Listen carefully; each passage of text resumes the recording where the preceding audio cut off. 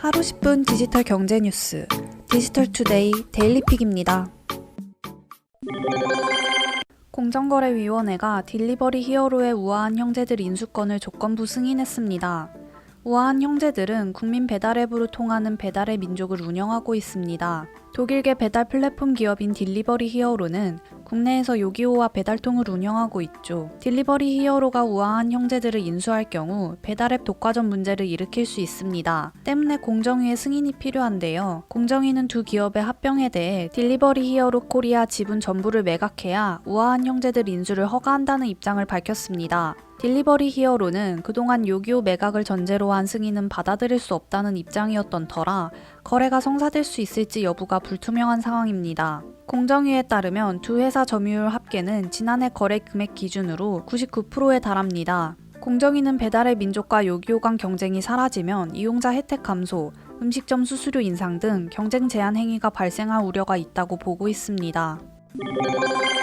애플의 자동차 시장 진출설을 놓고 여러가지 예측이 오가는 가운데 애플 전문 분석가로 이름난 밍치거 애널리스트가 기존 예측과는 다른 전망을 내놓았습니다.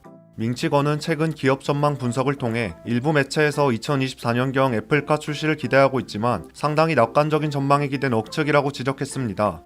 그는 애플카 개발 일정이 명확하지 않다, 올해 개발을 시작한다 해도 이르면 2025년에서 2027년 무렵 첫 차량이 출시될 것이라며 애플카를 전망했습니다.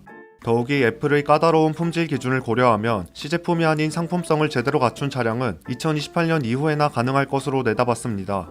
아울러 애플이 직접 자동차를 만들기보다 자체 설계를 기반으로 위탁 생산을 진행할 가능성이 크다고 설명했습니다.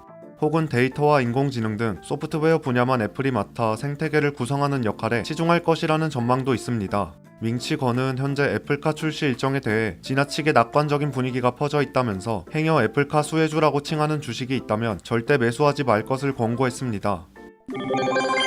마이크로소프트가 내년 기업 고객을 상대로 클라우드 PC 서비스를 선보이고 서비스형 데스크톱 시장 공략에 속도를 낼 것으로 전망됩니다. 외신에 따르면 마이크로소프트는 기업 IT 관리자들이 원격으로 윈도우 PC에 접근할 수 있는 환경을 배치할 수 있게 해주는 클라우드 PC 서비스를 애저 클라우드 플랫폼 기반으로 개발하고 있다고 전했습니다. 클라우드 PC는 사용자가 윈도우를 자신의 PC에 설치할 필요 없이 클라우드에 접속해 사용하는 서비스형 윈도우 전략입니다. 마이크로소프트가 정기 업데이트, 보안 업그레이드, 매니지드 지원 등을 통해 기업들 기기 설정을 다룰 수 있도록 지원하죠. 이를 통해 기업과 기관들은 보다 단순하고 확장 가능한 방식으로 최신 PC 상태를 유지할 수 있습니다. 마이크로소프트는 현재 미디엄, 헤비, 어드밴스드 3단계로 클라우드 PC 서비스를 제공할 것으로 보입니다. 현재 소규모 기업들을 대상으로 클라우드 PC 프리뷰 테스트를 진행하고 있는 것으로 알려졌습니다. 내년 2분기 중 공개 베타 또는 완성된 서비스가 나올 예정입니다.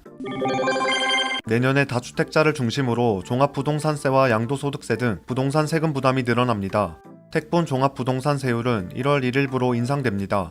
일반 세율의 경우 현재 0.5에서 2.7%에서 0.6에서 3.0%로 오르는데요. 3주택 이상이나 조정 대상 지역 2주택자에 적용되는 세율은 0.6에서 3.2%에서 1.2에서 6.0%로 대폭 인상됩니다. 고등학교는 전면 무상교육이 실시됩니다. 2에서 3학년에 적용되던 무상교육을 1학년으로 확대합니다. 고교생 학부모는 입학금과 수업료, 학교 운영 지원비, 교과서비를 내지 않아도 됩니다. 1인당 연간 약 160만원의 학비 부담이 줄어들 것으로 예상됩니다. 자치경찰 제도가 도입됩니다. 검찰과 경찰을 대등하게 규정한 형사소송법이 시행되고 생활안전과 여성 청소년 등을 담당한다고 합니다. 맹견 소유자는 책임보험에 가입해야 합니다. 맹견으로 인한 다른 사람의 생명, 신체나 재산상의 피해를 보상하기 위한 조치입니다. 현역병 입영 기준도 바뀝니다. 일례로 내년 2월부터는 전신에 문신을 한 사람도 현역 판정을 받습니다. 학력 구분도 사라집니다. 병사들의 봉급은 올해보다 12.5% 오릅니다. 병장 기준으로 월 60만 8,500원입니다.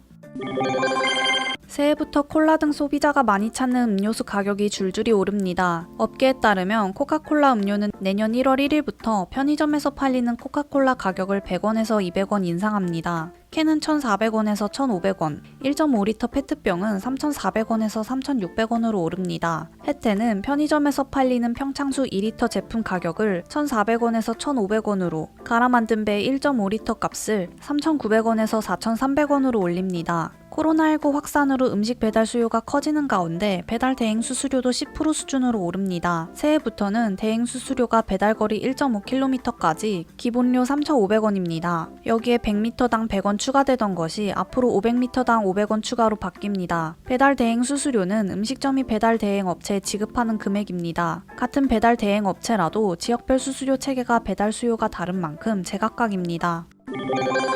정부가 영국에서 유행하는 코로나19 변이 바이러스의 국내 유입을 막기 위해 대책 수립에 나섰습니다. 우선 영국발 항공편에 대한 운항 중단 조치를 내년 1월 7일까지 일주일 연장하기로 했습니다. 또 영국과 남아프리카 공화국발 입국자에 대해서는 유전자 검사 음성 확인서를 의무적으로 제출하도록 했습니다.